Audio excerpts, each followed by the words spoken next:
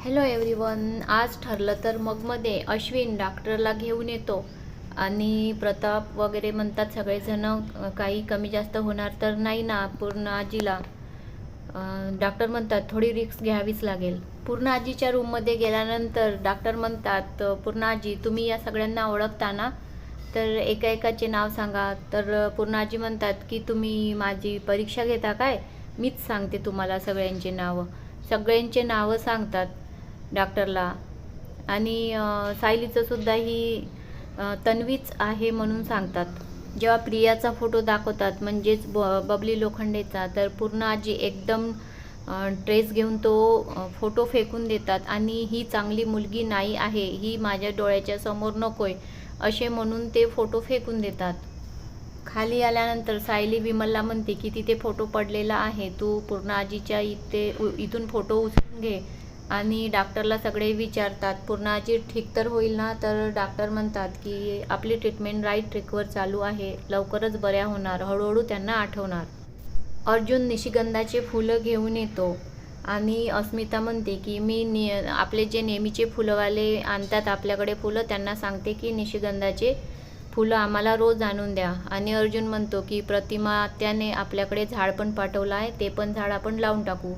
तेवढ्यात प्रतिमा आत्याचा फोन येतात आणि प्रतिमा आत्या म्हणतात सायली तुला आता कसं वाटत आहे. तर सायली म्हणतात मला खूप छान वाटत आहे, आता मळमळणं बंद झालं.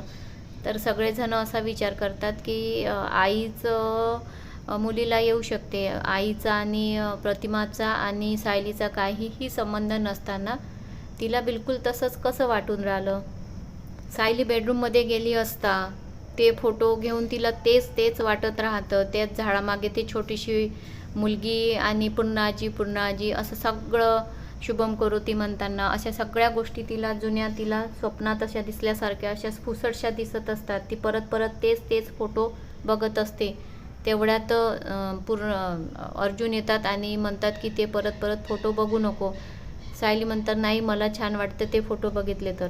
रविराज आणि प्रतिमा येतात. प्रताप म्हणतात की आम्हाला वाटलं माहीत झाल्याबरोबर तुम्ही कालच येणार, पण रविराज म्हणतात मी कोकणला गेलो होतो त्याच्यामुळे नाही येऊ शकलो.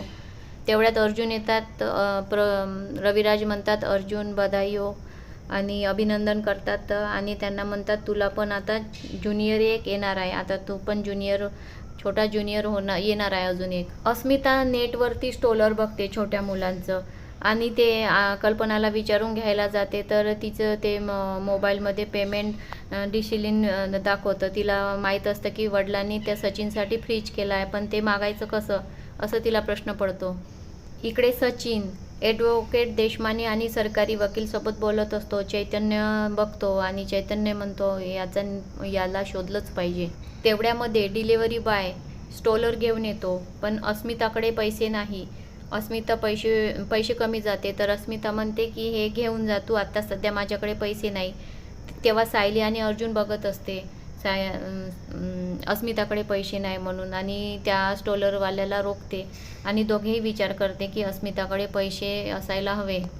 अन्नपूर्णा आजी डायनिंग टेबलवरती जेव्हा जेवण करत असतात तेव्हा म्हणतात की अर्जुनच्या वाढदिवसाच्या दिवशी जे अर्जुनला रॉकेट बनवलं होतं ते रॉकेट खूप आवडलं तन्वीला आणि तन्वी पण मागत होती ते रॉकेट. तुरंत सायली पण बोलायला लागते हो मला ते रॉकेट खूप आवडलं होतं आणि मी ते रॉकेट मागायला लागली होती अर्जुनकडे रडून. मग ते रॉकेट पूर्ण आजीने मला दिलं होतं. तन्वीला रॉकेट विचारतात तर कल्पना म्हणतात की आहे माझ्याजवळ. विमलला सांगतात आणून दे कपाटातून. सगळे घरचे लोक चकित होतात कारण हिला कसं आठवत आहे, ही तर तन्वी नाही.